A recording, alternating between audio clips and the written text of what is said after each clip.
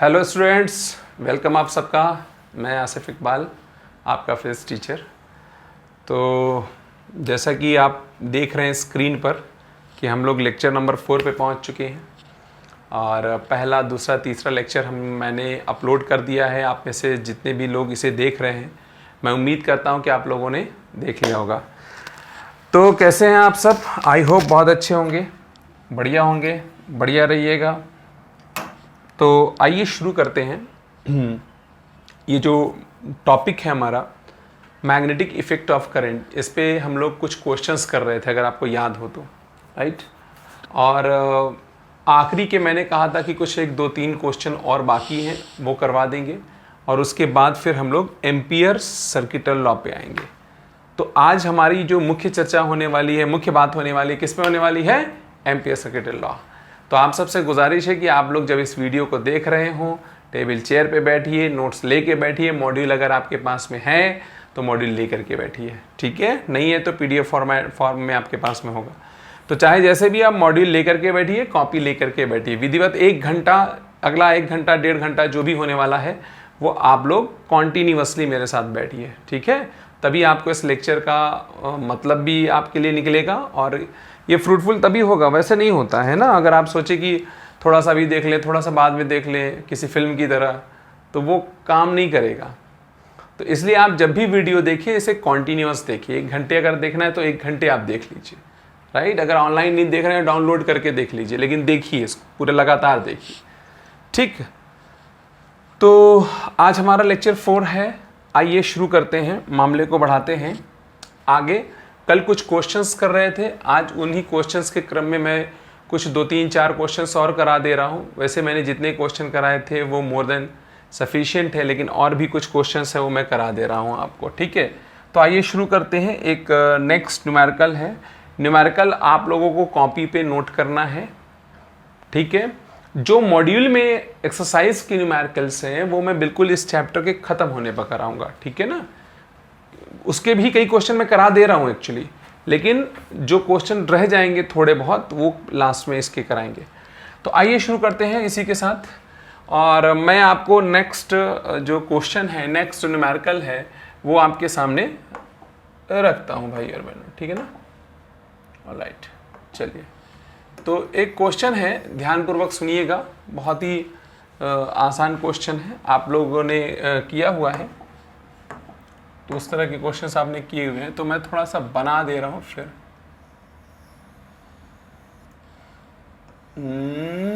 यूं, ठीक, और ठीक। तो मैं थोड़ा इसको सही से बनाता हूं।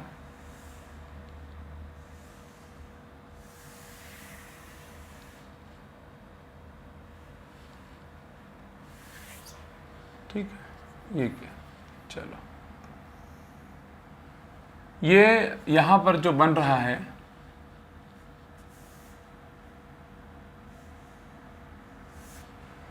ये 30 डिग्री का एंगल बना रहा है।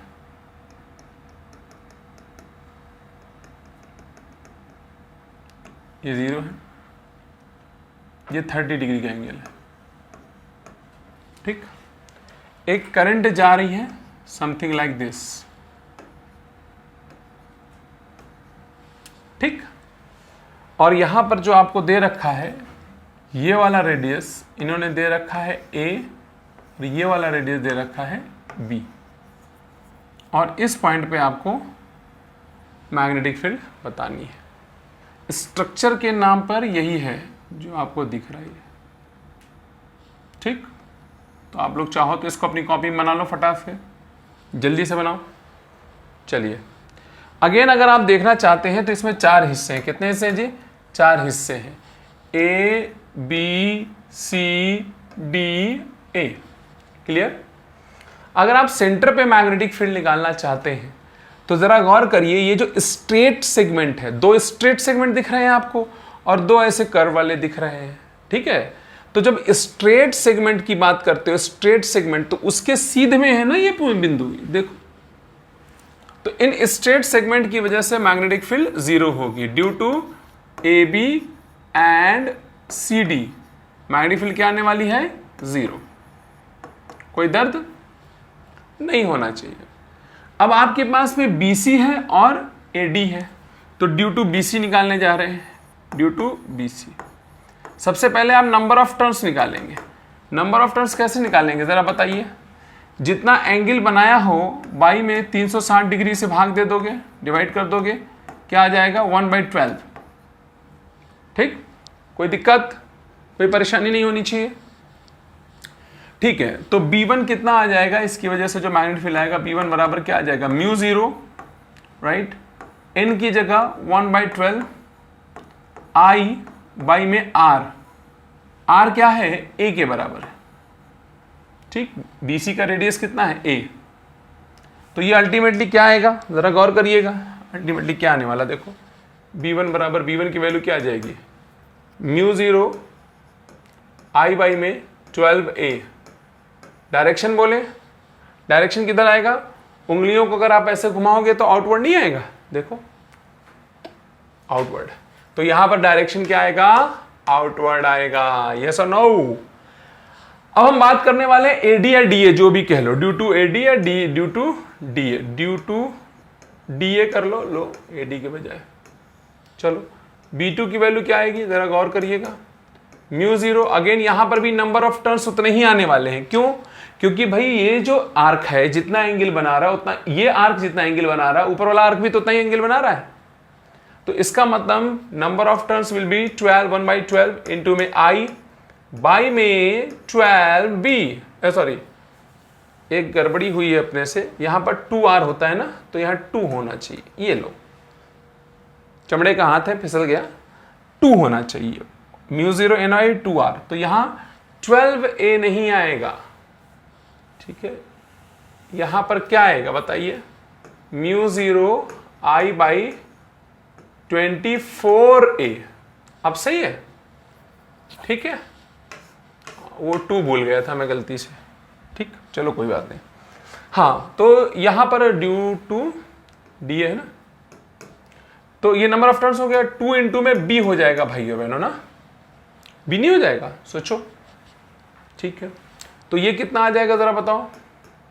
μ0 I बाई में 24B।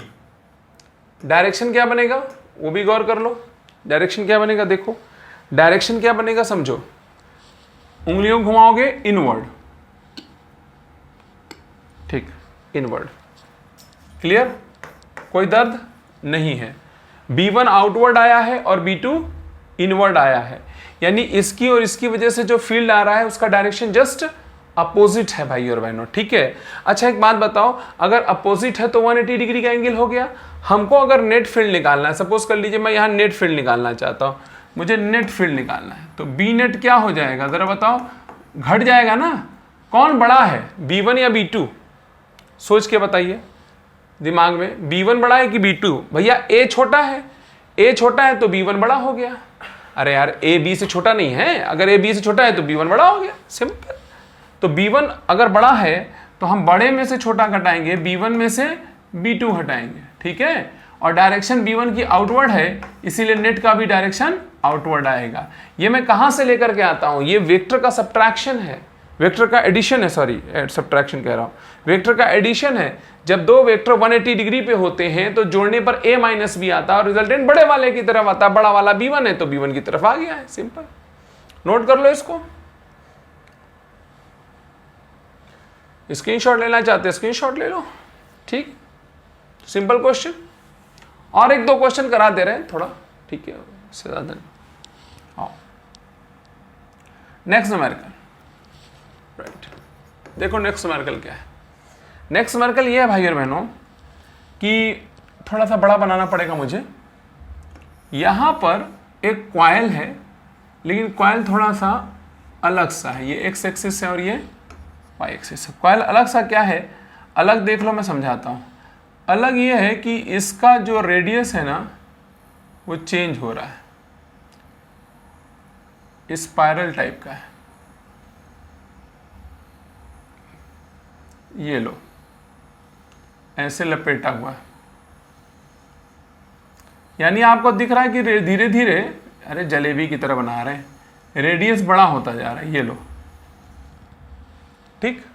ये कॉइल है, इसमें करंट जा रही है, कुछ अपना जा रही है,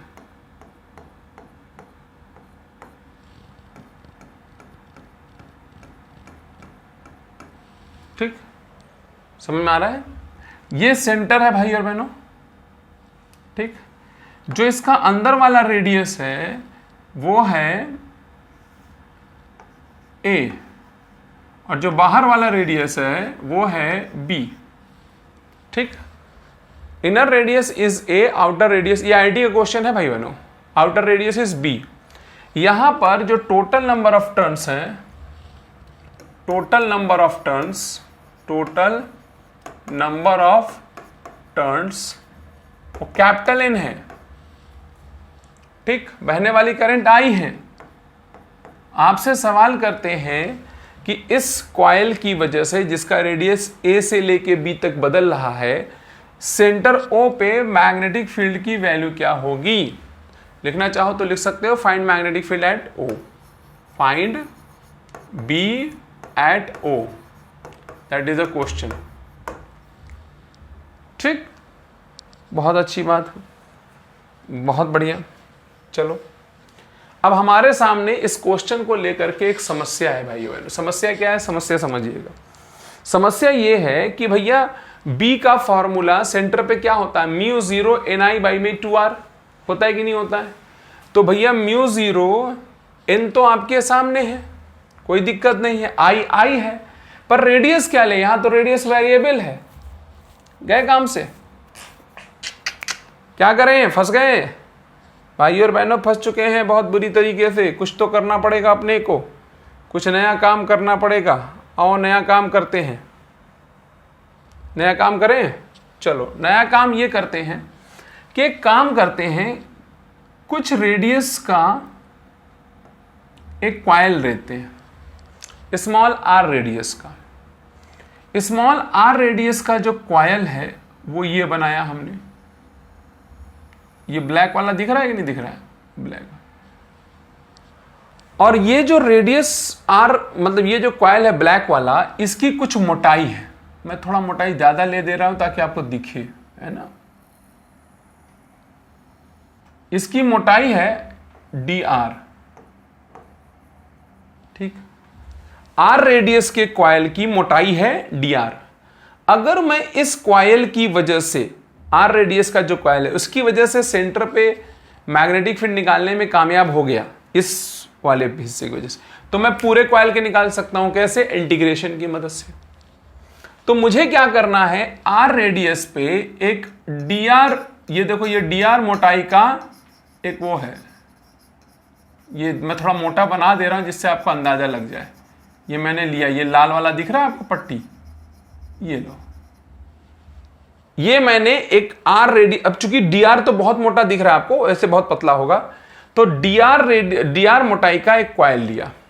चलो सबसे पहला काम हमें करना है, for the coil of radius R, हमें किसकी वजह से निकालना है, for the coil of radius R. देखिएगा, for the coil of radius R, हम जो भी पढ़ने जा रहे हैं अभी स्मॉल आर वाले की वजह से, यानी इसकी वजह से पढ़ने जा रहे हैं, पूरे की वजह से नहीं पढ़ रहे, पूरे की वजह से भी हम निकालेंगे।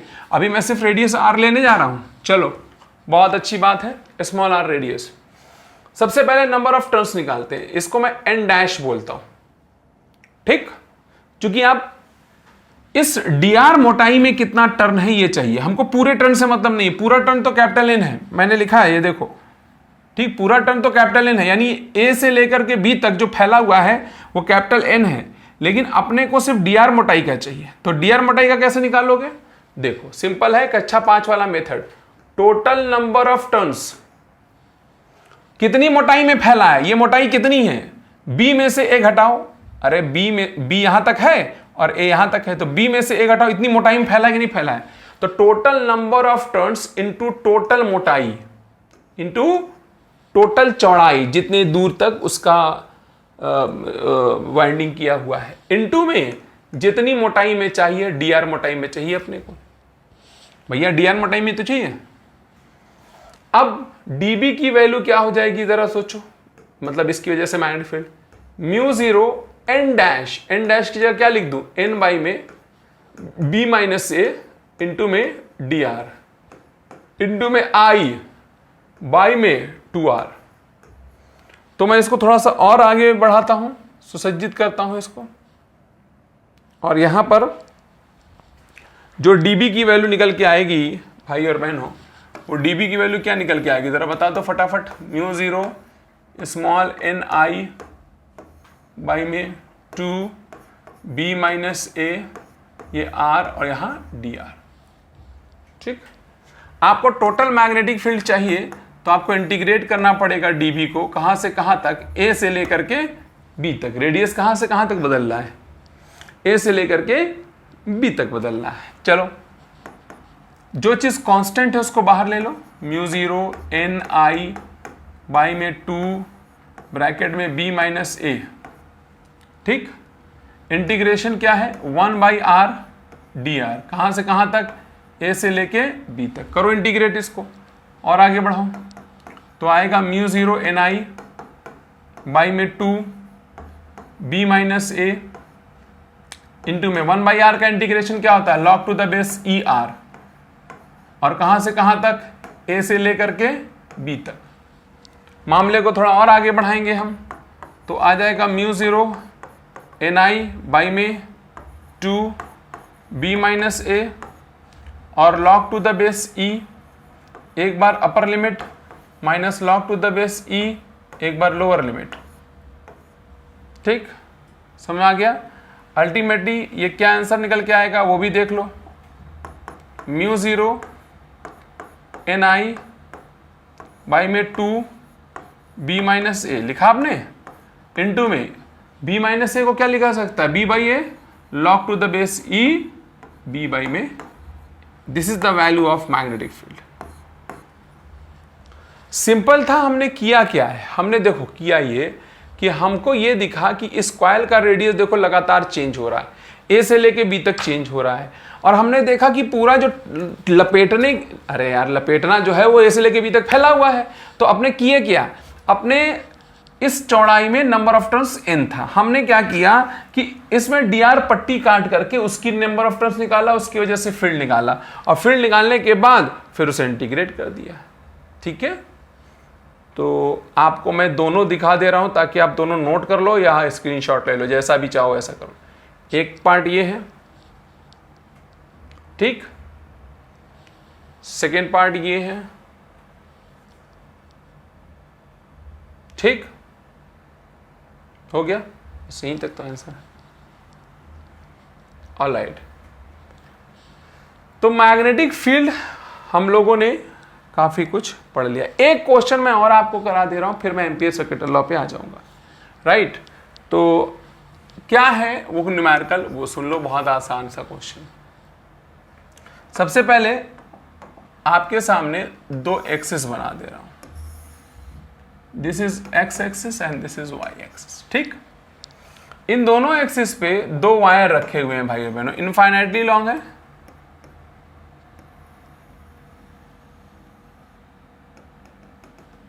इसमें करंट जा रही है I1 और यहां भी इनफाइनाइटली लॉन्ग है, ये रखा वाई एक्सिस पे, इनफाइनाइट इधर भी है, इनफाइनाइट इधर भी है, इनफाइनाइट इधर भी है, इसमें थोड़ी गड़बड़ी हो गई।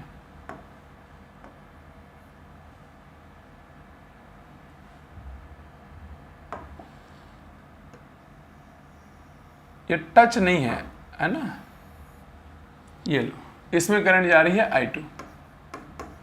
आपसे सवाल कर रहे हैं कि उस पॉइंट के लिए या कोई ऐसा पॉइंट, या चलो एक क्वेश्चन को चेंज करते हैं, लिखिएगा कि find the equation of line on which magnetic field is 0। क्या सवाल है, equation of line on which magnetic field is 0। ठीक है, किस लाइन पर उस लाइन की इक्वेशन लिखिए जिस लाइन पर नेट मैग्नेटिक फील्ड क्या आने वाला है, 0 आने वाला है। ठीक, तो आई होप आपने क्वेश्चन छाप लिया होगा। मैं क्वेश्चन को हटा दे रहा हूं बोर्ड से। ऑलराइट, चलिए आगे बढ़ते हैं। सबसे पहली बात तो ये देखते हैं कि किस क्वाड्रेंट में मैग्नेटिक फील्ड के 0 होने की पॉसिबिलिटी है। भाइयों बहनों, मैग्नेटिक फील्ड 0 कब हो सकता है? जब दो फील्ड एक दूसरे के अपोजिट मौजूद हो और इक्वल एंड अपोजिट। सही कह रहा हूं ना, इक्वल एंड अपोजिट। चलो यहां पर देखो, इस वाले क्वाड्रेंट में आओ। इस I1 की वजह से आउटवर्ड फील्ड आएगी, I1 की वजह से, और I2 की वजह से इनवर्ड। तो क्या दोनों अपोजिट हैं, दोनों फील्ड? तो कोई ऐसा बिंदु हो सकता है ना जहां पर फील्ड 0 हो जाए। क्यों? डायरेक्शन अपोजिट है, वैल्यू सेम हो जाए। यहां देखो, इस वाले की वजह से इधर तो इनवर्ड है, इधर क्या आएगा? आउटवर्ड। I2 की वजह से किधर आया? आउटवर्ड। I1 की वजह से देखो यहां भी आउटवर्ड है, तो दोनों की वजह से आउटवर्ड फील्ड आ रही है, I1 की वजह से भी और I2 की वजह से। तो यहां पर फील्ड 0 नहीं हो सकती, इम्पॉसिबल। कैसे हो सकती है? सोचो ना, सेम डायरेक्शन है भाई। नेट फील्ड 0 होने का मतलब इक्वल एंड अपोजिट होगा, तभी तो नेट 0 आ जाएगा। यहां देखते हैं, इस वाले की वजह से आउटवर्ड, देखो आउटवर्ड, और इस वाले की वजह से इनवर्ड, यानी यहां भी 0 होने की पॉसिबिलिटी है भाई और बहनों। ठीक, सही बात है। यहां देखते हैं, इस वाले में, चौथे क्वाड्रेंट में देखो, चौथे क्वाड्रेंट में क्या है? इसकी वजह से इनवर्ड और इसकी वजह से भी इनवर्ड। तो देखो, ना यहां 0 होगा और ना यहां 0 होगा, यहां 0 हो सकता है और यहां 0 हो सकता है। ठीक, क्लियर? कोई दिक्कत नहीं है। आइए हम लोग निकालते हैं। तो एक बात समझ में आ गई कि फर्स्ट क्वाड्रेंट में 0 हो सकता है और थर्ड क्वाड्रेंट में 0 हो सकता है। ठीक है, तो हमने क्या किया कि फर्स्ट क्वाड्रेंट में कोई पॉइंट ले लिया। इस पॉइंट का नाम P है, जहां पर हम मान लेते हैं कि मैग्नेटिक फील्ड 0 है। ये I2 वाले से x दूरी पे है और I1 वाले के y दूरी पे। मान लीजिए इस पॉइंट का कोऑर्डिनेट है x, y। ठीक, इस पॉइंट पर I1 की वजह से कुछ फील्ड आएगी और I2 की वजह से कुछ फील्ड आएगी। यह बात तय है कि दोनों की वजह से फील्ड अपोजिट आएगी। नेट क्या होगा? 0। नेट 0 होने का मतलब दोनों इक्वल हो और अपोजिट हो जाएंगे। चलो सबसे पहले मैं निकालने जा रहा हूं ड्यू टू I1। चलो जी, ये बिंदु इस I1 के लिए दोनों छोर के बीच में, इनफाइनाइटली लॉन्ग वायर, दोनों छोर के बीच में, दोनों छोर के बीच का फॉर्मूला बता दो फटाफट। μ0/4π 2I1 बाई में y हो जाएगा। क्यों? यहां से y दूरी पे, चाहे तो यहां 2I1 लिख लो या 2π यहां लिख लो, दोनों में से कोई भी सही हो जाएगा। अब हम ड्यू टू I2 लिख रहे हैं। ड्यू टू I2 की वजह से मैग्नेटिक फील्ड क्या हो जाएगा? B2 भैया μ0/4π, ठीक, 2I2 बाई में x, 2I2 बाई में x। ठीक, 2I2 बाई में x। अगर नेट फील्ड 0 है, B नेट इज 0, तो इसका मतलब यह हो गया कि B1 बराबर में B2। ठीक, तो हम B1 और B2 को क्या करें? इक्वेट कर दे। μ0/4π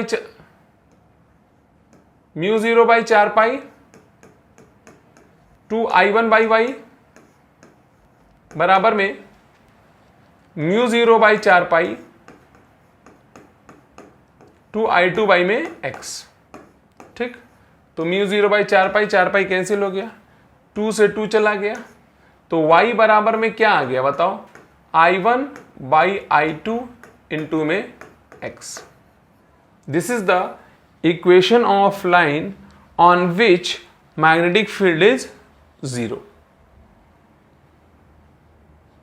ठीक है, सिंपल है। तो मैंने बहुत ढेर सारे क्वेश्चंस आपको करा दिए भाइयों बहनों, और जो भी क्वेश्चंस आएंगे उसी के इर्द गिर्द ही घूमते हुए होंगे। ठीक, चलिए, तो आई होप आपने इसे नोट कर लिया होगा। अब मैं आगे बढ़ता हूं। अब हम लोग आज नया टॉपिक पढ़ने जा रहे हैं और टॉपिक का नाम क्या है, मैंने जैसा कि आपको बताया, amperes circuital law. Circuital law, ठीक है, ampere circuital law, very important. ठीक, इसके बारे में हम लोग बातचीत करेंगे और कुछ चीज़ें हैं, कुछ डेरिवेशंस कराऊंगा मैं और कुछ फॉर्मूला बताऊंगा मैं आपको। ठीक है, हर जगह मैं आपको डेरिवेशन नहीं कराऊंगा, जहां ज़रूरी है बहुत वहां करा दे रहा हूं, जहां ज़रूरी नहीं है वहां नहीं कराऊंगा। ठीक है, चलो। हाँ, ये लॉ जो है ये बायो-सेवर्ट लॉ का ही एक दूसरा रूप है, कोई अलग से ये लॉ नहीं। जैसे वहां पर था ना बायो-सेवर्ट लॉ, बायो-सेवर्ट लॉ का ही एक रूप है, अभी थोड़ी देर में समझ में भी आ जाएगा। लेकिन ये लॉ अगर आप देखेंगे तो कुछ कुछ गॉस लॉ से मिलता जुलता है। जैसे हम लोगों ने, आपको याद होगा इलेक्ट्रोस्टैटिक में गॉस लॉ पढ़ा था ना, कि एक क्लोज सरफेस अगर होता है, 3D सरफेस होता है, तो उससे जो टोटल फ्लक्स लिंक होता है उसकी वैल्यू जो है mu 1/ε0 times of Q net होता है इनसाइड द, तो ये आपको याद होगा, ये मैंने आपको पढ़ाया था। यहां पर ये जो लॉ है, ये सबसे पहली बात है एक लूप के लिए होता है। कैसा लूप? किसी भी शेप का लूप होना चाहिए, एनी शेप, सबसे पहली चीज। ठीक, और कहता है जैसे मान लीजिए कोई भी ये आड़ा तिरछा लूप है, हमने एक लूप इमेजिन किया है, इमेजिनरी लूप है, राइट, हमने एक इमेजिनरी लूप लिया,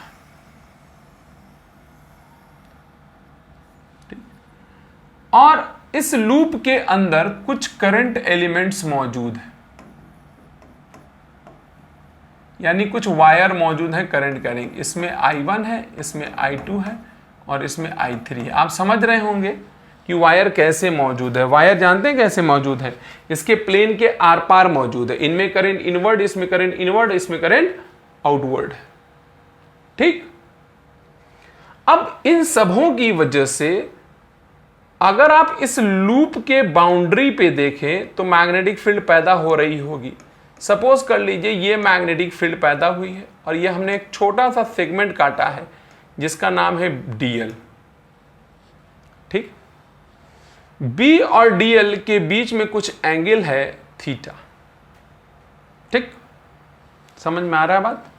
यानी ये इमेजिनरी लूप है, ये कोई वायर वायर नहीं है। आप ऐसी गलतफहमी का शिकार मत होइएगा कि इसमें ये वायर वायर है, ना ना ना, बिल्कुल नहीं। ये जस्ट हमने हवा में एक लूप माना है।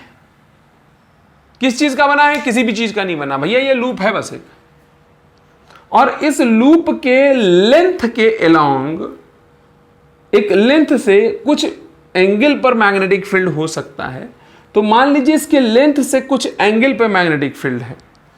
ये लॉ कहता है कि आप अगर इस पूरे लूप के लिए, पूरे मार्जिन के लिए line integral of electric field लेते हो, यानी B और DL का डॉट प्रोडक्ट करके उसे इंटीग्रेट कर देते हो, इसको गणित में कहते हैं line integral of magnetic field इस लूप के लिए, that is equal to μ0 times of current within the loop, net current within the loop. ठीक, अब नेट करंट का क्या मतलब है? यहां पर देखो कुछ करंट इनवर्ड है, कुछ आउटवर्ड है। तो इनवर्ड वालों को चाहे तो आप प्लस ले लो, तो आउटवर्ड वाला क्या हो जाएगा? माइनस हो जाएगा। ये है आई नेट। समझ में आई बात आपके? तो नेट करंट आपको लेना है with in the loop. This is the ampere circuital law. किसके लिए लगता है? किसी भी इमेजिनरी लूप के लिए आप लगाएंगे। आप हवा में एक लूप कंसीडर कर लीजिए, उस लूप के लिए आप B डॉट DL का इंटीग्रेशन लीजिए, यानी कि line integral of magnetic field लीजिए, तो that line integral of magnetic field is equal to mu naught times of net current within that loop. ठीक है, लॉ समझ में आ गया। आइए इस लॉ को हम अपने मॉड्यूल में भी देख लेते हैं। ये रहा जी मॉड्यूल अपना, थोड़ा सा मॉड्यूल, ये क्या, चलो कोई नहीं। This law is analogous to Gauss law, मैंने बताया, वही बात मैंने बताई, बी डी जितना भी करंट है ना, ये देखो यहाँ आउटवर्ड करंट प्लस ले लिया है, ठीक है, आउटवर्ड करंट को इन्होंने प्लस ले लिया और इनवर्ड करंट को माइनस ले लिया। आप जैसे करिए, आउटवर्ड को प्लस ले लीजिए, इनवर्ड को, उससे कोई फर्क नहीं पड़ेगा। This law is independent of size and shape of close path, ये मैंने अभी बताया कि किसी भी शेप के लिए लागू होगा। ठीक बात है, ये बात लिखी हुई है। Any current outside the close path is not included in writing the right hand side of law. मतलब मैं कहने का मतलब ये है कि जो यहां पर नेट करंट लिया जाता है, ये समेशन बनाऊंगा भाई बहनों, समेशन का मतलब होता है नेट करंट, तो उसमें जो बाहर वाली करंट हम उसको कंसीडर नहीं करते हैं। देखो I4 I5 को कंसीडर नहीं करेंगे। ठीक है, this law is suitable for infinitely long and symmetrical current distribution. Radius of cross section of thick cylindrical conductor and conductivity must be given to apply this law. अभी मैं बताऊंगा आपको ये पॉइंट, अभी मैं बताऊंगा, ये अभी आपको कैलकुलेट करने वाला। तो बहरहाल आपके समझ में आ चुका है कि ये शेप पे डिपेंड नहीं करेगा, ये पॉइंट इंपॉर्टेंट है, हाईलाइट कर लेना। और दूसरी बात यह है कि जो करंट बाहर होगी हम उसको इस लॉ के अंदर राइट हैंड साइड पे नहीं लिखने वाले। ठीक, तो आई होप आपको समझ में आया होगा। आइए हम लोग अपने ये चीज, आप चाहे अगर नोट पे नोट कर रहे हो तो नोट कर लीजिएगा। आगे बढ़ते हैं, अब एप्लीकेशन कराते हैं इसका। Application of ampere circuital law, मैं ये कराऊंगा। एप्लीकेशन ऑफ क्या, एम्पियर सर्किटल लॉ। मैं एम्पियर सर्किटल लॉ का एप्लीकेशन आपको कराने जा रहा हूं, आप ध्यानपूर्वक सुनिएगा। देखिए, एक्चुअली एम्पियर सर्किटल लॉ की मदद से आप करंट एलिमेंट जैसे स्ट्रेट कंडक्टर, इन सब की वजह से मैग्नेटिक फील्ड फाइंड कर सकते हैं। जैसे आप उसमें लगा रहे थे ना अभी, उसमें क्या बोलते हैं कि बायो-सेवर्ट लॉ वाला, तो बायो-सेवर्ट लॉ की में को अप्लाई करके आप अलग अलग निकाल रहे थे, अरे निकाल लेते नहीं निकाल लेते। ठीक उसी तरीके से इसको भी हम यूज करेंगे। जब इसको यूज करेंगे तो आपको एक इमेजिनरी लूप लेना पड़ेगा। क्या लेना पड़ेगा? Imaginary loop. अब मैं आपको बताता हूं, जब भी आप इस लॉ को लगाएंगे मैग्नेटिक फील्ड को कैलकुलेट करने के लिए, तो आप एक इमेजिनरी लूप का सहारा लेंगे। जब भी कोई इमेजिनरी लूप आप कंसीडर करिएगा तो ये ध्यान रखिएगा कि दैट इमेजिनरी लूप, वो जो इमेजिनरी लूप आप ले रहे हैं, वो जो इमेजिनरी लूप आप ले रहे हैं वो इमेजिनरी लूप ऐसी शक्ल का होना चाहिए जिसको आप पहचानते हो। जैसे आप सर्कल को पहचानते हो, जैसे आप रेक्टेंगल को पहचानते हो, लेकिन अगड़म बगड़म चकड़म को थोड़ी पहचानते हो आप। इसे इंटीग्रेट कहां से करोगे? इसके डीएल को क्या इंटीग्रेट करोगे? इसके डीएल को इंटीग्रेट करोगे 2πr आएगा, इसके डीएल को इंटीग्रेट करोगे इसका परिधि आ जाएगा, पेरीमीटर। पर यहां क्या आएगा? तो जब भी आप एम्पियर सर्किटल लॉ की मदद से बी निकालेंगे तो एक बात का याद रखना है, आपको ऐसा शक्ल लेना है लूप का जिसे आप पहचानते हो। Right, let's see. All right, चलिए इसमें सबसे पहला जो मैं आपको एप्लीकेशन लेने जा रहा हूं, एक सॉलिड कंडक्टर, सबसे ज्यादा पूछा जाता है, एक इनफाइनाइटली लॉन्ग सॉलिड कंडक्टर है। कैसा? Infinitely long solid conductor, solid cylindrical conductor कर लो, सिलिंड्रिकल कंडक्टर। ठीक, हम उसकी वजह से मैग्नेटिक फील्ड निकालने जा रहे हैं। चलो जी, तो बताया जाए, आई होप आपको समझ में आने वाला है। यहां पर हमारे पास में एक कंडक्टर है, ये इट्स लाइक दिस, काफी लंबा है, मैं तो छोटा बना रहा हूं। ये पूरा सॉलिड है, ठीक है, ये पूरा सॉलिड है और इसमें से करंट आ रही है थ्रू आउट करंट आ रही है आई। इस कंडक्टर का कुछ रेडियस ले लो, एरिया हो गया, कुछ रेडियस ले लो, स्मॉल कैपिटल आर। ठीक, हम इस कंडक्टर की वजह से 3 अलग अलग जगहों पर मैग्नेटिक फील्ड निकालेंगे, एक आउटसाइड द कंडक्टर, एक ऑन द सरफेस और एक इनसाइड। तो सबसे पहले मैं किसका निकालूंगा? सबसे पहला part outside the conductor, outside the conductor, ठीक है।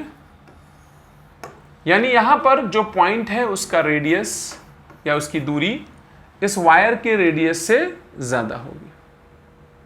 कोई समस्या नहीं, कोई परेशानी नहीं। अगर आप देखो तो आपने सपोज कर लीजिए कि आपने यहां से स्मॉल आर दूरी पे कोई बिंदु है, यहां पर मैग्नेटिक फील्ड निकालनी है, ठीक। तो सबसे पहले आप इस पॉइंट को देखिए, इस पॉइंट पे हमको मैग्नेटिक फील्ड चाहिए। अब आप कल्पना करिए एक ऐसे लूप की जिस लूप के ऊपर ये पॉइंट आ जाए। इस वायर को बंद करना है, कंडक्टर में करंट बह रही है, इसको एक लूप से बंद करेंगे, जब तक बंद नहीं करेंगे तब तक लॉ नहीं लगा पाएंगे। लूप बंद करेंगे और ऐसा बंद करेंगे कि ये बिंदु उस लूप पे आए। आइए बंद करते हैं, आपकी मदद से मैं बंद करता हूं। देखो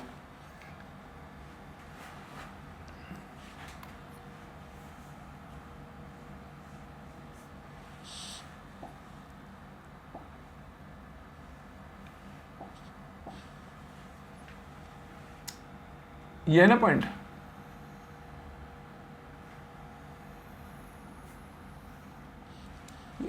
एक लूप बना दिया मैंने, दिख रहा है आपको? अरे हाँ है ना, दिख रहा होगा।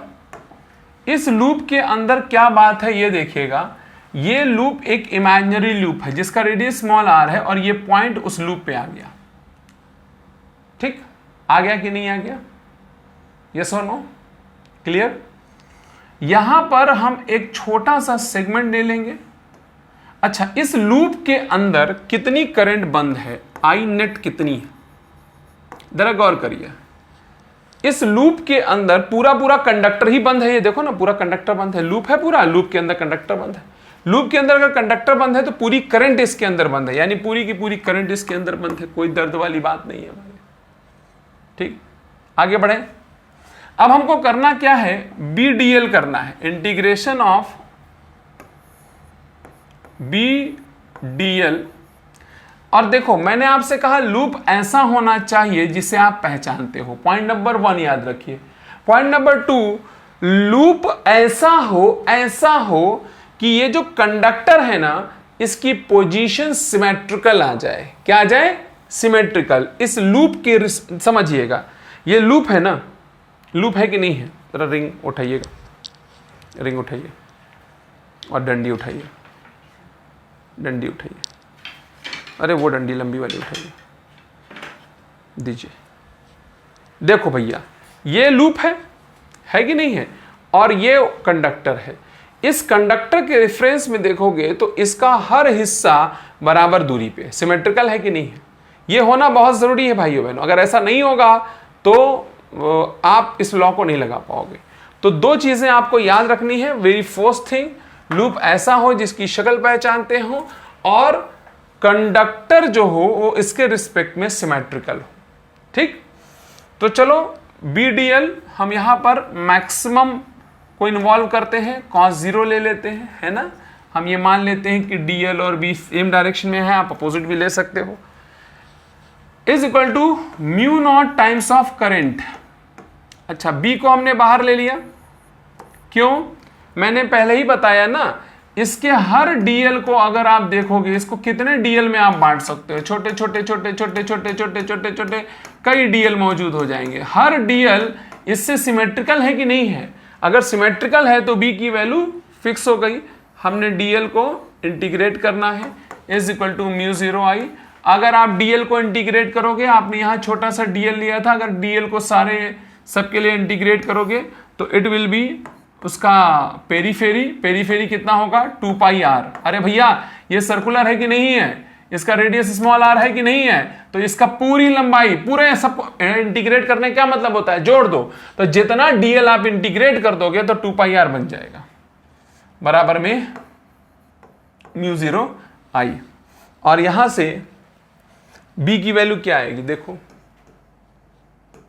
Mu 0 by 2 pi I by में स्मॉल आर।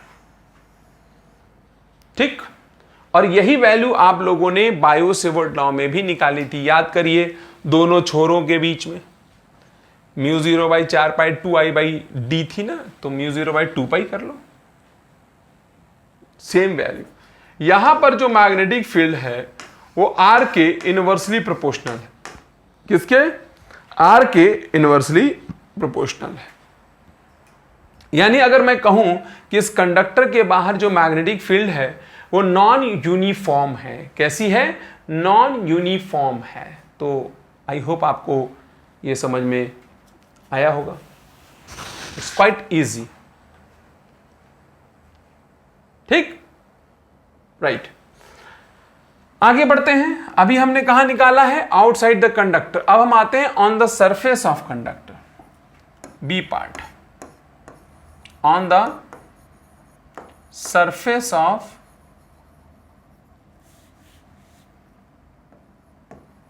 कंडक्टर।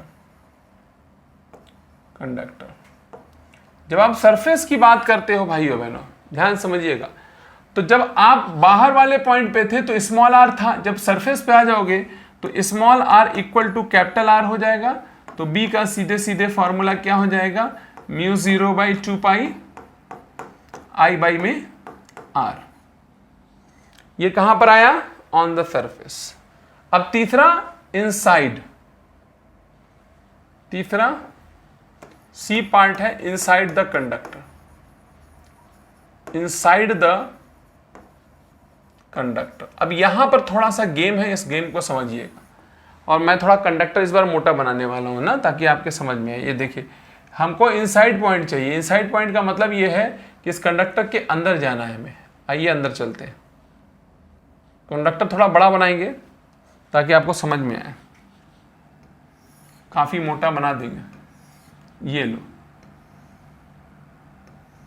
ठीक है, नहीं इतना मोटा बना दिया मैंने। ये लो, आई गया, और रेडियस कितना है जी, कैपिटल आर। और हमको इसके अंदर निकालना है। अब अगर अंदर निकालना है भाइयों बहनों, तो यहां से स्मॉल आर दूरी होगी। ठीक, अच्छा एक चीज और है, एक लूप बनाएंगे हम, बना कि नहीं बना। अगेन देखो, इस लूप के अंदर कितनी करंट है अपने को ये जानना है। ठीक है, अगर आप यहां पर देखो तो इस क्रॉस सेक्शन के अंदर जो करंट आएगी वही करंट तो इसके अंदर आएगी। अगर आप इसको ऊपर से देखो, इमेजिन करो, तो ये कैसा दिख रहा होगा, सोचिएगा, थोड़ा इमेजिन करिए। ये देखो, ये ऊपर से देख रहे हो कंडक्टर ना, कंडक्टर का रेडियस कितना है, कैपिटल आर। इस पूरे कैपिटल आर से करंट निकल रही है, और हमने इसमें एक लूप बना दिया है। ये देखो,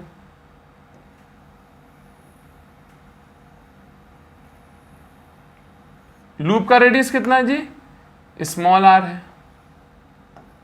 ठीक, तो हमको करंट अगर निकालनी है तो हम करंट कैसे निकालेंगे वो देखने जा रहे हैं। आई नेट, पूरी करंट आई है, अरे पूरे एरिया से कितना करंट जा रही है, आई, और एरिया ऑफ क्रॉस सेक्शन कितना है, पाई आर स्क्वायर। तो पूरी करंट बाई पूरा एरिया इनटू हमारे पास लूप के अंदर जितना एरिया हो, तो लूप के अंदर जो एरिया है वो पाई स्मॉल आर स्क्वायर। भैया पूरे क्रॉस सेक्शन से आई जा रही है, तो इतने क्रॉस सेक्शन से कितना जाएगा, pi pi cancel, I by capital R square into में स्मॉल आर स्क्वायर। ठीक है, दिस इज आई नेट। ठीक है, इट्स ओके। आगे बढ़ते हैं, चलो फिर वही बात बी डी एल कर देते हैं, बराबर में mu naught times of current I capital R square into में स्मॉल आर स्क्वायर। अगेन वही बात है भाइयों बहनों, सिमेट्रिकल पोजीशन होगी। इस लूप को अगर आप इंटीग्रेट करेंगे डीएल को, तो 2 पाई आर आ जाएगा, बी इंटू 2 पाई आर बराबर में mu 0 I by capital R square into में small R square, small R से स्मॉल आर गया, ठीक।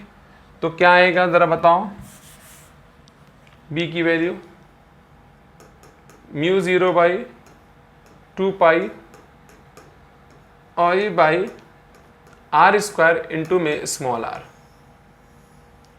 ठीक। वेरी वेरी इंपॉर्टेंट, बी की वैल्यू देखो क्या आ रही है, directly proportional to small R आ रही है। यानी अगर आप कंडक्टर के अंदर हैं तो आप कंडक्टर के अंदर इसके सेंटर से पेरीफेरी की तरफ चलेंगे, सेंटर से इसके सरफेस की तरफ चलेंगे। अच्छा, अगर मुझे एट द सेंटर निकालना हो तो क्या आएगा बताओ, एट द सेंटर, सेंटर के ऊपर स्मॉल आर 0 आएगा। अगर स्मॉल आर 0 आएगा तो बी क्या आ जाएगा, 0 आ जाएगा, ठीक। Small R 0, B is 0। ध्यानपूर्वक सुनिएगा, यहां पर क्या कहानी है, कहानी यह है भाई और बहनों कि जब आप इसके एक्सिस पे हैं, यानी कि आप यहां सेंटर पे हैं, या एक्सिस, इसको सेंटर की बजाय एक्सिस कहना ज़्यादा सही है, अगर आप इसके एक्सिस पे हैं तो मैग्नेटिक फील्ड क्या हो गई, 0। और जैसे जैसे आप सरफेस की तरफ जाएंगे डायरेक्टली प्रोपोर्शनल आएगा, डायरेक्टली प्रोपोर्शनल आएगा,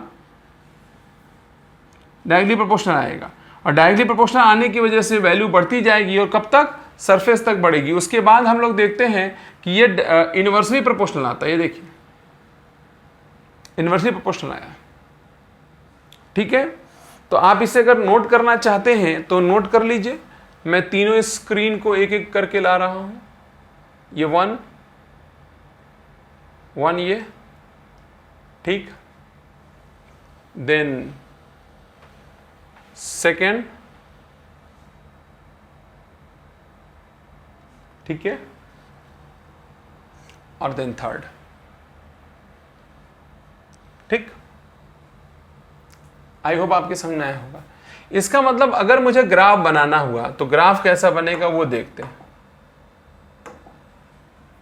देखो ग्राफ अगर बनाना हुआ तो ग्राफ जब आप बनाएंगे, यही ग्राफ पूछा जाता है नीट में, तो यही ग्राफ कई बार पूछा गया है बी और आर का।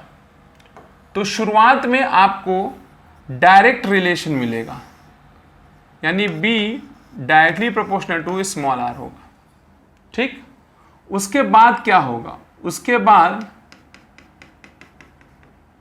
इनवर्स रिलेशन मिलने वाला है, यानी बी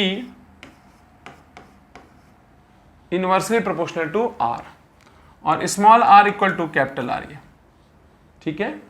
तो एक्सिस से कह लो या सेंटर से कह लो जाने पे आगे बढ़ेगा, फिर कम होता जाएगा। तो ये ग्राफ है, ये ग्राफ बहुत इंपॉर्टेंट है, बहुत ज्यादा पूछा जाता है भाइयों बहनों, ये ग्राफ सबसे ज्यादा इंपॉर्टेंट ये ग्राफ है, ठीक। चलिए, तो आई होप आपने सब नोट कर लिया होगा, सब समझ भी लिया होगा। एक बार इसे मॉड्यूल में दिखा देते हैं, फिर मैं आगे बढ़ जाऊंगा, मामले को आगे बढ़ा दूंगा। ये देखिए आपके सामने यहाँ डेरिवेशन बहुत ज़्यादा नहीं किया हुआ है, सीधे फॉर्मूला है, inside directly proportional to R है और outside inversely proportional to R है, और ये ग्राफ बना हुआ है। आपके यहाँ ज़्यादातर सीधे सीधे सवाल पूछा जाएगा, डेरिवेशन वगैरह से बहुत ज़्यादा लेना देना नहीं है, नीट में तो एटलीस्ट नहीं है, लेकिन फिर भी ठीक है, आप जानते रहिए, ठीक। आइए अब हम आगे बढ़ते हैं। हमने ये कैसा कंडक्टर लिया था, ये सॉलिड था। अब सॉलिड के बाद सॉलिड सिलिंड्रिकल कंडक्टर था, हम हॉलो सिलिंड्रिकल कंडक्टर लेने जा रहे हैं। कैसा, हॉलो। तो मैं यहां पर सॉलिड की बजाय लेने जा रहा हूं हॉलो, हॉलो, ठीक, क्लियर है। कैसा लेने जा रहे हैं, हॉलो। आइए हॉलो लेते हैं।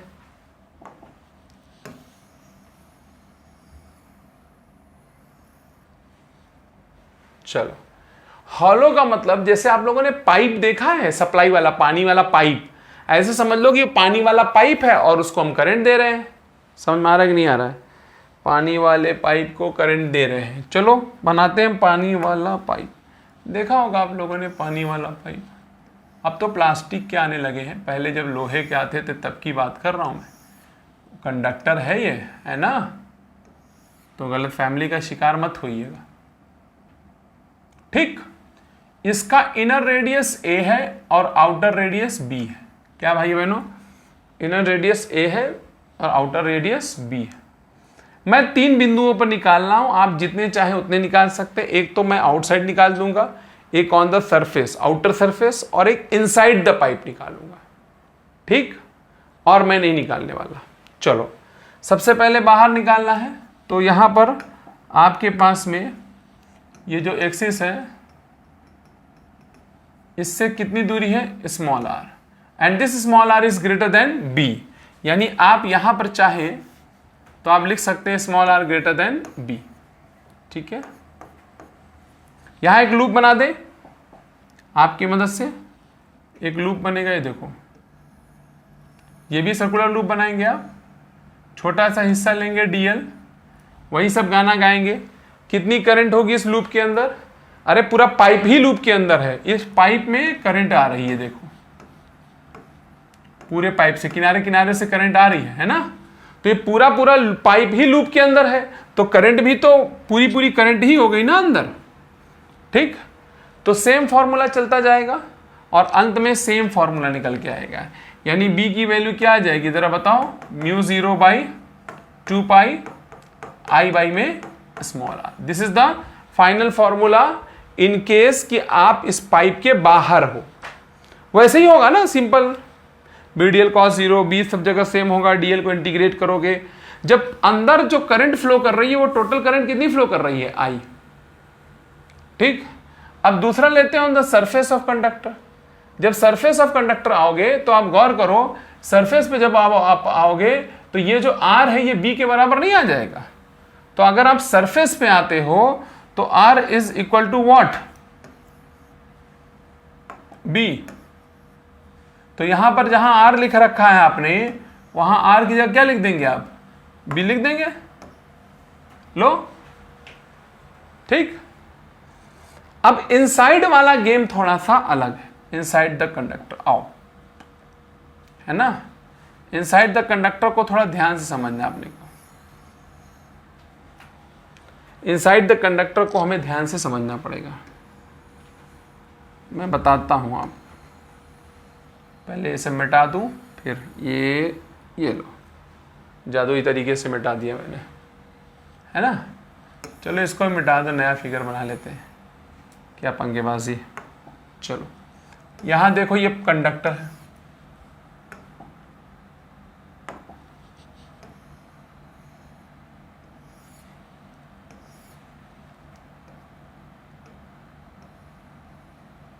ठीक। हमको इनसाइड चाहिए। जब आप इनसाइड की बात करते हो भाई और बहनों, तो इसका मतलब r की वैल्यू लेस देन a करोगे। r is less than a, अंदर घुस के बैठे हो। जब आप पाइप के अंदर कोई लूप बनाओगे, अब मैं ऊपर से दिखा रहा हूं पाइप को, इमेजिन करिए आप ऊपर से देख रहे हो, ऊपर देखोगे तो क्या दिखाई देगा बताओ। सबसे पहले इनर रेडियस और ये आउटर रेडियस, है ना। ये पाइप है, ये सॉलिड हिस्सा है इसका,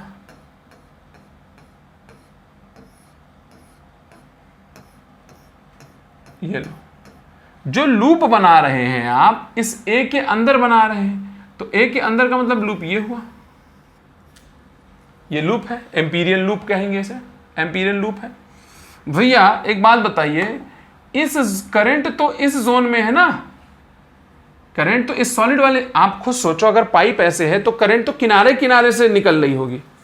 इसके अंदर अगर लूप कंसीडर करोगे तो उस लूप के अंदर कितनी करंट आएगी, 0। आई नेट अंदर क्या आने वाली है, 0। तो यहां क्या हो जाएगा, 0। तो बी की वैल्यू क्या आ जाएगी, 0। यानी अंदर मैग्नेटिक फील्ड, इस कंडक्टर के अंदर मैग्नेटिक फील्ड क्या होती है, 0 होती है। आउटसाइड वाले में कोई लफड़ा नहीं था, उसकी कहानी वैसी थी। क्यों? क्योंकि इस लूप के अंदर पूरी पूरी करंट जा रही थी। ऑन द सरफेस वाला मैंने बता दिया। इनसाइड वाले में जब आप लूप कंसीडर करते हो तो लूप के अंदर कोई करंट नहीं आती है। लूप के अंदर जब कोई करंट ही नहीं है तो मैग्नेटिक फील्ड कैसे आएगी, तो 0 आ जाएगी। अरे हाँ, है ना, सिंपल, ठीक। ये क्लियर है? तो आप चाहो तो इसे बना सकते हो, मैं फिर से इसे आपको दिखा देता हूं। एक ये देखो, ठीक, एक देखा, आई होप 2 में ही खत्म हो जाएगा, और ये 2 खत्म हो गया। ठीक, तो आई होप आपके समझ में आया होगा। मैं इसे मॉड्यूल के अंदर भी आपको दिखा देता हूं। वेयर इज द मॉड्यूल, ये रहा जी, देखो b1 क्या 0 आया, r की वैल्यू लेस देन अगर a है, और ऐसे ही सब दिया है। ठीक है, तो आपको अंदर याद रखना है, कोई मतलब नहीं है। ठीक, अब हम लोग मैग्नेटिक फील्ड निकालेंगे ड्यू टू द सोलेनॉइड। किसकी वजह से? सोलेनॉइड की वजह से। अभी सोलेनॉइड क्या होता है वो भी मैं आपको बताता हूं और कैसे निकाला जाता है। हालांकि मैं इस फिगर का इस्तेमाल करने वाला हूं आपको। और देखिए, पहली बात तो ये समझना अपने को कि सोलेनॉइड क्या होता है। ठीक है, व्हाट इज सोलेनॉइड? आपने स्प्रिंग देखी कभी? ड्यू टू सोलेनॉइड पढ़ने जा रहे हैं, ड्यू टू सोलेनॉइड। आपने कभी स्प्रिंग देखी है कि नहीं देखी है? बस आप स्प्रिंग को कंसीडर करिए, ये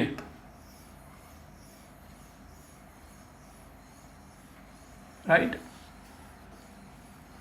इस स्प्रिंग में आप करंट बहा दीजिए, फ्लो करा दीजिए, that is called solenoid.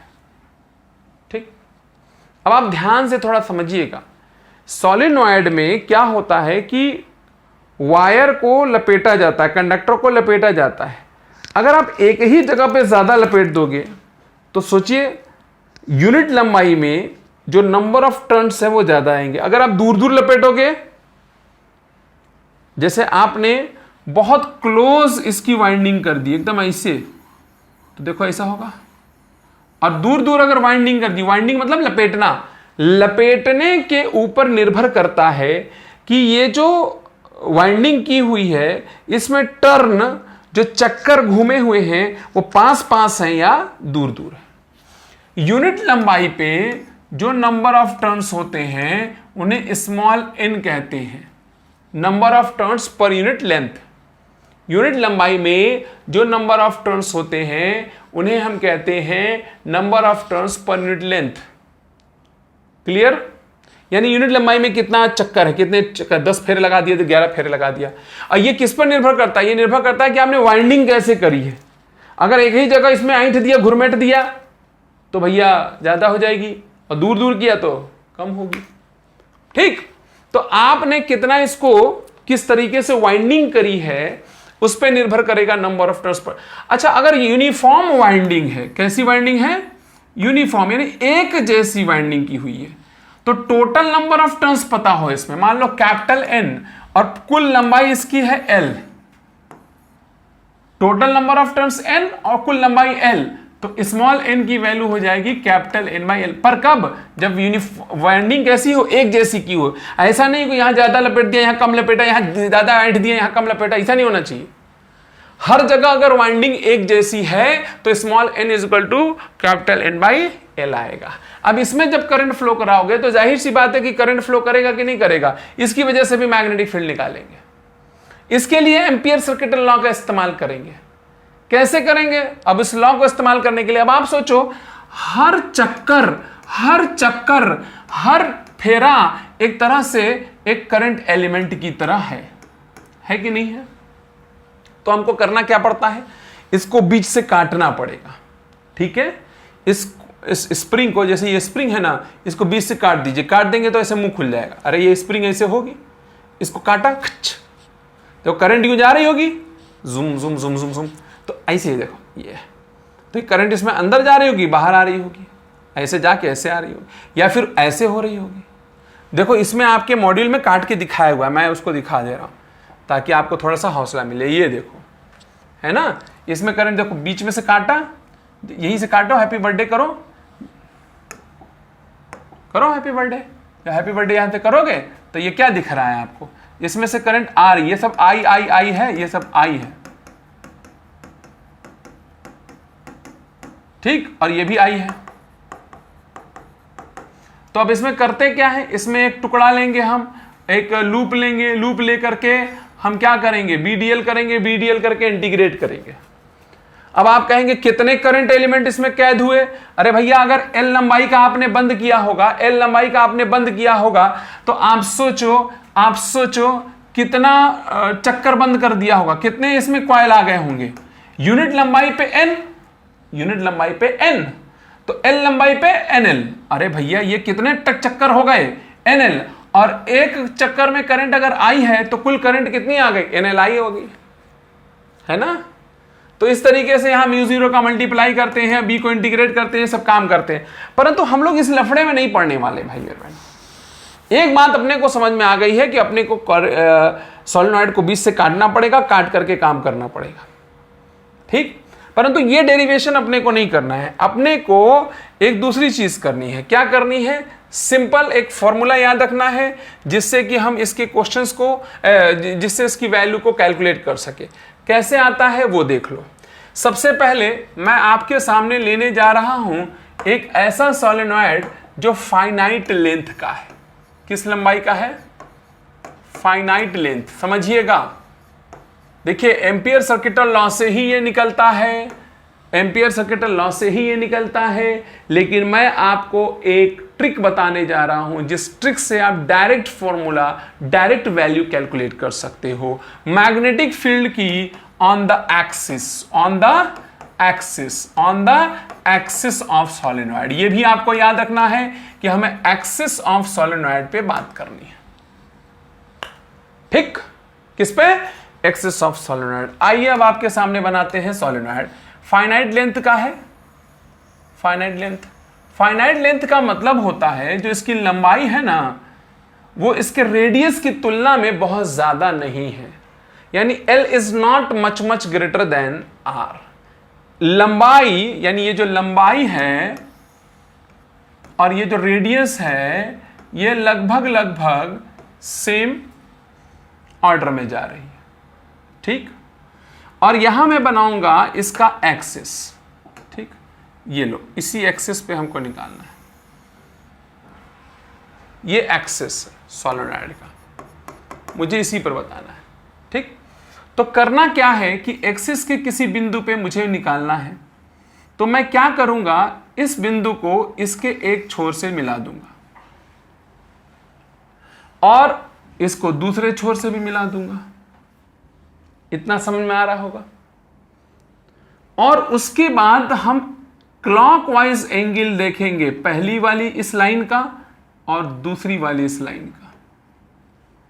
Clear? इस लाइन का और इस लाइन का। किसी भी पॉइंट पे आपको मैग्नेटिक फील्ड बताना है, आपको एक्सिस के किसी भी बिंदु पे मैग्नेटिक फील्ड बताना है, उस बिंदु को एक छोर से जोड़ा, दूसरे छोर से जोड़ा। ये एंगल मान लो θ1 या φ1 जो भी कह लो, और ये θ2 या φ2, ठीक। या जो मैग्नेटिक फील्ड होगा उसकी वैल्यू आने वाली है भाई और बहनों μ0 स्मॉल ni बाई में 2, μ0 small ni by, small n मैं बता चुका हूं पहले ही, number of turns per unit length, bracket में cos θ1 माइनस cos θ2, ठीक। cos θ1 माइनस cos θ2, ठीक। याद रखिएगा किस तरह का सोलेनॉइड है ये, फाइनाइट लेंथ का सोलेनॉइड है। इसकी वजह से हमें फील्ड निकालने के लिए एम्पियर सर्किटल लॉ का ही प्रयोग करना पड़ता है भाइयों बहनों। वो काट पीट करके मैंने जैसे बताया वैसे करना पड़ता है, लेकिन हम लोगों ने एक ट्रिक यहां पर निकाल ली, एक फॉर्मूला निकाल लिया। यही तरीका आप याद रखिए, इसके बियॉन्ड नहीं आएगा, चाहे कोई भी हो जाए, चिंता करने की जरूरत नहीं है अपने को, ठीक। तो ये फॉर्मूला आपको यूनिवर्सल फॉर्मूला है फाइनाइट लेंथ के। अच्छा रे भाई, इस फाइनाइट लेंथ का जो अच्छा मैं पहले इसको मॉड्यूल में दिखा देता हूं कि मॉड्यूल में कहां पर ये फॉर्मूला, फिर मैं आगे बढ़ जाऊं। ये देखो θ1 θ2 बना है और μ0 ni/2 cos θ1 माइनस cos θ2, ठीक। क्लियर है कि नहीं क्लियर है? क्लियर, समझ में आ गया? अब मैं आपको यह बताना चाहता हूं भाई और बहनों, यहां पर बहुत इंपॉर्टेंट पॉइंट बताने जा रहे हैं और वेरी वेरी इंपॉर्टेंट। ये एनसीईआरटी मैंने ओपन करी है आपके सामने। मैं ये दिखाना चाह रहा हूं कि फाइनाइट लेंथ का जो सोलेनॉइड होता है उसकी वजह से, ये देखो ये ग्राफ बना हुआ है ना, अभी बनाए थे हम लोग, इंपॉर्टेंट ग्राफ है ना, बना हुआ है। हाँ, ये देखो, ये है फाइनाइट लेंथ के सोलेनॉइड की वजह से मैग्नेटिक फील्ड। इसको थोड़ा ध्यान से देखना है। ये देखो यहां पर अगर मैं आपको समझाऊं तो मैंने बताया था ना, करंट एलिमेंट्स होंगे, ये सब करंट एलिमेंट होंगे, इनकी वजह से इनके चारों तरफ ऐसे ऐसे मैग्नेटिक फील्ड बनेगी नहीं बनेगी? ये आजू बाजू वाली मैग्नेटिक फील्ड देखो कैंसिल कर देगी एक दूसरे को, है ना, कैंसिल कर देगी। देखो ये अगर ये देखो तो ये ऐसे जा रहा है और ये ऐसे जा रहा है, तो ये लगभग लगभग ऐसे ऐसे बनता जाएगा, कॉन्टिन्यूअस है ना, बीच में मैग्नेटिक फील्ड नहीं मिलेगी। तो आपको एंड प्रोडक्ट, ये फाइनल है, इस तरह का मैग्नेटिक फील्ड होता है। किस तरह का मैग्नेटिक फील्ड होगा? फाइनाइट लेंथ के सोलेनॉइड का हम लोग पढ़ रहे हैं।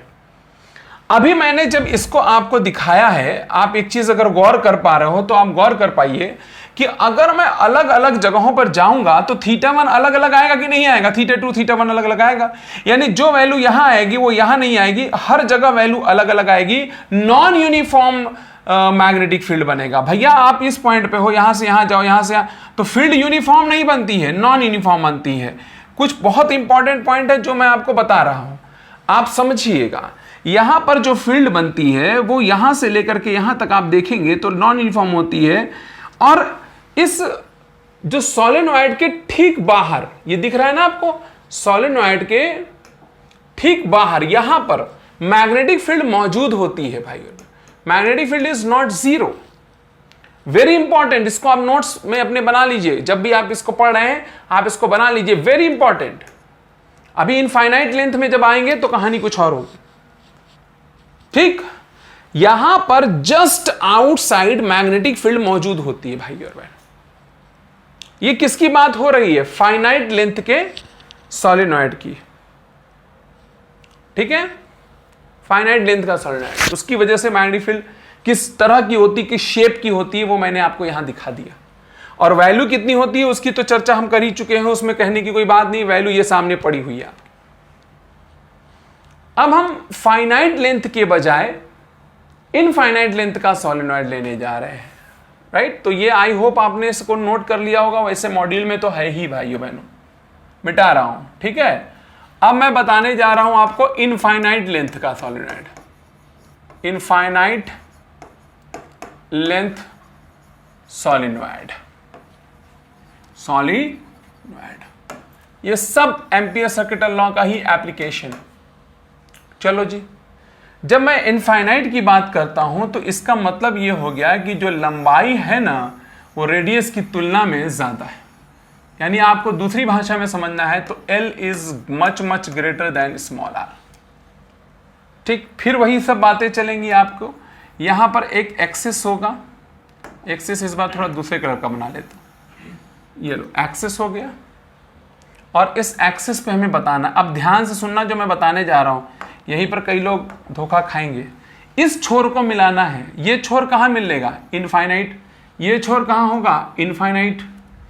तो हमारे पास में दो बिंदु होंगे, मैं इस सोलेनॉइड के दोनों छोरों के बीच में, दोनों एंड्स के बीच में किसी बिंदु पे निकालूंगा और एक किसी एक छोर पे चला जाऊंगा।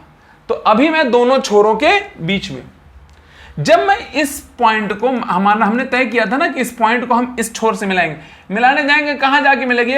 कहीं इंफिनिटी पे होगे, जाएगी जाएगी जाएगी जाएगी जाएगी।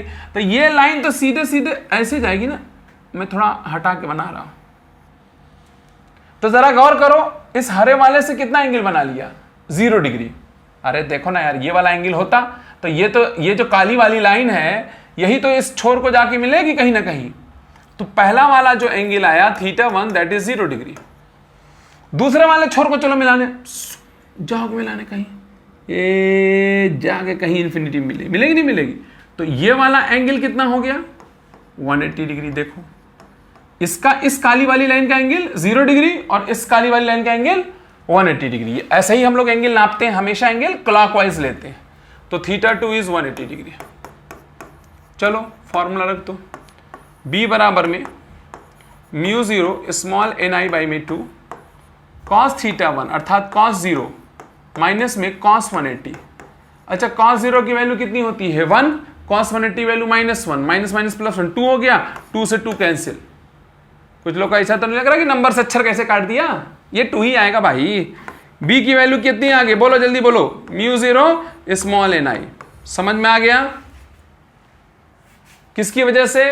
इनफाइनाइटली लॉन्ग के कहां पर? दोनों छोरों के, दोनों एंड्स के बीच में कहीं पर। फॉर्मूला वही फाइनाइट वाला इस्तेमाल किया, पर एंगल अलग अलग आने की वजह से ये फॉर्मूला निकल के आया। आई होप आप इसको समझ रहे होंगे।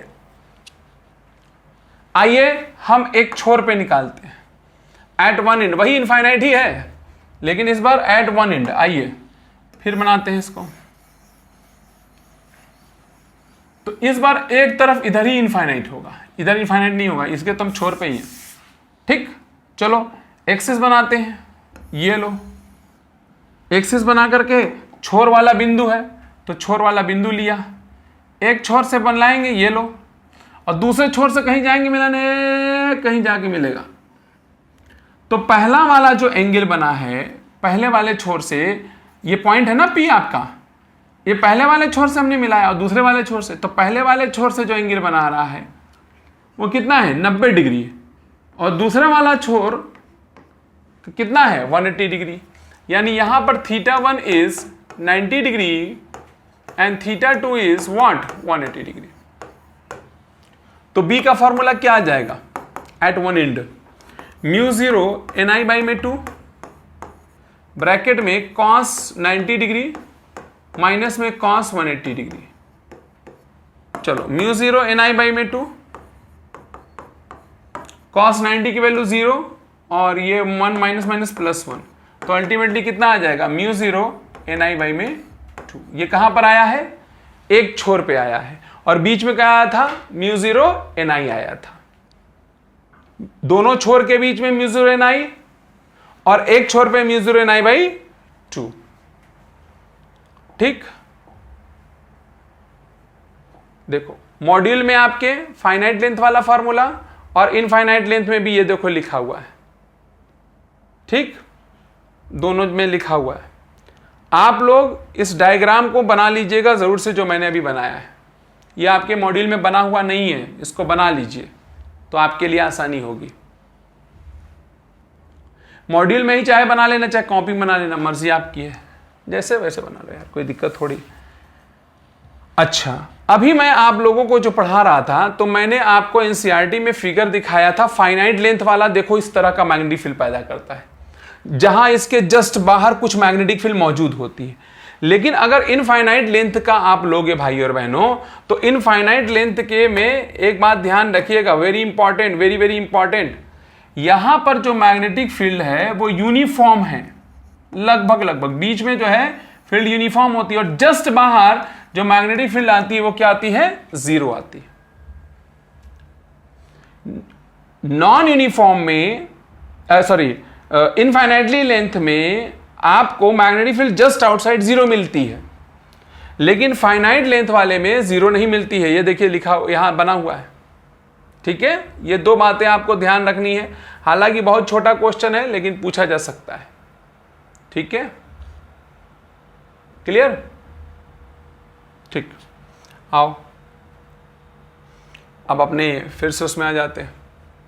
तो हम लोगों ने किसकी वजह से पढ़ लिया, सोलेनॉइड की वजह से पढ़ लिया जी, सोलेनॉइड सोलेनॉइड सोलेनॉइड। ठीक है, now will discuss about final application. सबसे आखिरी एप्लीकेशन की बात करेंगे हम भाई और बहनों। ठीक है, और वो आखिरी एप्लीकेशन क्या है, magnetic field due to toroid. अब किसी के लिए हो सकता है ये नया नाम हो, टोरॉयड। टोरॉयड का हम एक और चीज कहते हैं एंडलेस सोलिनॉइड। एंडलेस क्या, सोलिनॉइड। भैया ऐसा सोलिनॉइड जिसका कोई छोर ना हो। अरे भैया सोलिनॉइड स्प्रिंग है, 2 छोर हैं, आपको छोर खत्म करना, दोनों छोरों को जोड़ दो, दोनों एंड्स को जोड़ दो। नहीं, अरे भाई स्प्रिंग देख रहे हैं ना आप, स्प्रिंग देखा है कि नहीं देखा है? स्प्रिंग देखा है तो ऐसे हुआ, 2 छोर हुए कि नहीं हुए, दोनों छोरों को आपस में जोड़ दीजिए, एंड खत्म हो गया, जो बना वही टोरॉयड है। आइए आपके सामने टोरॉयड बना देते हैं, टोरॉयड बनाते हैं। टोरॉयड देखो,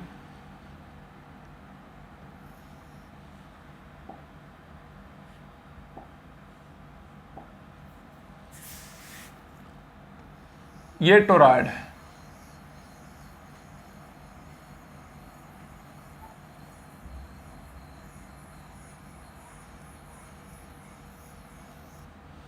ठीक, समय ये टोरॉयड है। या इसको रुक जाइए, हम दूसरे तरह से बना देते हैं ताकि थोड़ा सुंदर सुशील लगे, ठीक है। थोड़ा हल्का कलर लेते हैं।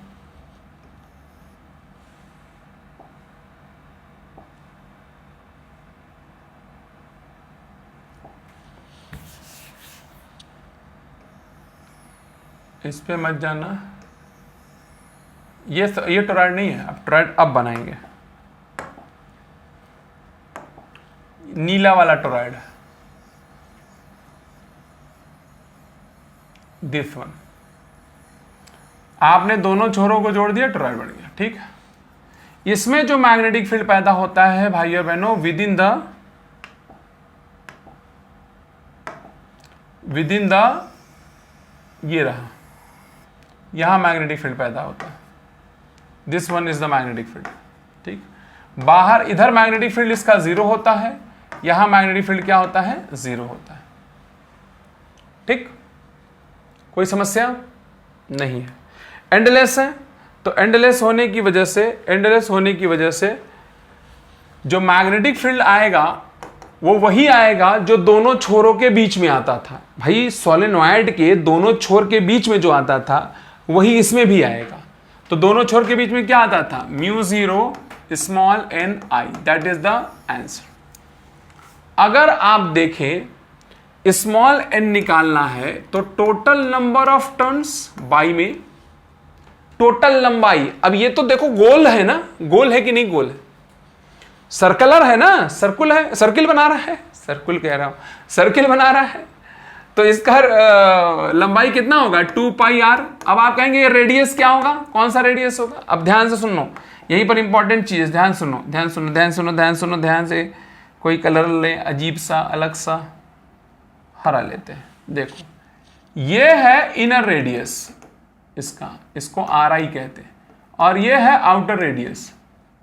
अगर आप देखो तो इस टोरॉयड का inner radius RI, outer radius RO, तो एक कैपिटल R कैसे निकलेगा। कैपिटल R निकालने का तरीका यह है भाई और बहनों कि जो इनर रेडियस है और जो आउटर रेडियस है उसको जोड़ के आधा कर दो, ठीक। तो मैग्नेटिक फील्ड की वैल्यू ये, और स्मॉल n जब भी निकालने का लफड़ा आएगा तो आप ये दोनों लगा लोगे, ठीक। तो ये है टोरॉयड। क्या है भाइयों बहनों, टोरॉयड, जिसकी वजह से मैंने मैग्नेटिक फील्ड आपको बता दिया, ठीक। सोलेनॉइड की वजह से बताया, टोरॉयड की वजह से बताया। इस फिगर को चाहो तो आप बना लीजिए, राइट। मैं इसको दिखा भी देता हूं मॉड्यूल के अंदर। मॉड्यूल में तो ये बता दिया infinite long magnetic field due to toroid. ये देखिए टोरॉयड में अंदर का रेडियस R1, बाहर का R2 है, तो I1 by R2 plus R mean लेते हैं, turn density μ0 small n I, ठीक है। क्लियर, समझ में आ गया। आई होप आप समझ गए होंगे। तो यहां पर हम लोगों ने इस पूरे चैप्टर को मैं फिर से एक बार रिवाइज कर दे रहा हूं ताकि आपको पूरी बातें याद आ जाए। सबसे पहले मैंने मैग्नेटिक फील्ड सोर्स की आपसे बात करी, जहां पर मैंने 3 सोर्स बताया, करंट बताया, मैग्नेट बताया और वेरिएबल इलेक्ट्रिक फ्लक्स बताया। करंट की वजह से मैग्नेटिक फील्ड पैदा होती है बताने वाले ओस्टेड थे, और कितना वैल्यू पैदा होती है वो 2 लॉ से पता चलता है। एक्चुअली ये दोनों एक ही लॉ है, बायो-सेवर्ट लॉ और एम्पियर-सर्किटल लॉ। बायो-सेवर्ट लॉ हमने निकाला, इसके वेक्टर फॉर्म में निकाला। वेक्टर फॉर्म में निकालने के बाद हमने फाइनाइट इनफाइनाइट की वजह से निकाला। उसके बाद हमने एक सर्कुलर लूप की वजह से मैग्नेटिक फील्ड निकाला। Circular loop, current carrying loop की वजह से मैग्नेटिक फील्ड का फॉर्मूला निकाला। दोनों की वजह से डायरेक्शन क्या होती है, वैल्यू क्या होती है, उन दोनों का कैलकुलेशन करने के बाद हम एम्पियर सर्किटल लॉ पे आ जाए, और एम्पियर सर्किटल लॉ की मदद से हमने एक सॉलिड कंडक्टर की वजह से मैग्नेटिक फील्ड निकाला, एक हॉलो कंडक्टर की वजह से मैग्नेटिक फील्ड निकाला, सोलेनॉइड की वजह से निकाला, टोरॉयड की वजह से निकाला, और इसके साथ ही ये चैप्टर, ये topic magnetic effect of current समाप्त भाई और बहन, ठीक। बायो-सेवर्ट लॉ पे मैंने आपको बहुत ढेर सारे क्वेश्चंस कराए हैं, राइट। कुछ थोड़े बहुत है मॉड्यूल के क्वेश्चंस मैं नेक्स्ट टर्म पे एक्सरसाइज 1 के जो चुनिंदा क्वेश्चन है इस टॉपिक से रिलेटेड है अगले टर्न पे करेंगे, और अगले टर्न पे हम लोग एक नया टॉपिक शुरू करेंगे फोर्स ऑन चार्ज वाला। ठीक है, तो आज के लिए इतना ही रखते हैं। उम्मीद करते हैं कि आपको ये इस वीडियो लेक्चर का जरूर बेनिफिट मिल रहा होगा, आप लोग समझ पा रहे होंगे, क्वेश्चंस कर पा रहे होंगे। You all are able to find जो आपकी, देखिए रेगुलरिटी बहुत इंपॉर्टेंट है, ये ध्यान रखिएगा। Regularity very important. अगर आप रेगुलर नहीं रहेंगे भाई और बहनों तो आपको कुछ भी मिलने वाला नहीं है, ये ध्यान रखिएगा, बिल्कुल भी नहीं मिलने वाला है। ठीक है, तो ये ध्यान रखिए आप। अगर आप रेगुलरिटी मेंटेन नहीं रखेंगे, डिसिप्लिन मेंटेन नहीं रखेंगे तो आपको कुछ नहीं मिलेगा। रेगुलरिटी मेंटेन रखिए, डिसिप्लिन मेंटेन रखिए। मैं जानता हूं कि आप लोग मानसिक रूप से बहुत स्ट्रगल कर रहे होंगे, लेकिन इसी स्ट्रगल को करने से ही आप आगे बढ़ेंगे। मैं बहुत जल्दी ऑनलाइन आने वाला हूं, मैंने आपको बताया है। तो मिलते हैं कल नेक्स्ट लेक्चर में, और नेक्स्ट लेक्चर मुलाकात होगी। तब तक अपना ध्यान रखिए। भगवान आप सबके ऊपर अपनी कृपा बनाए रखे। Thank you very much.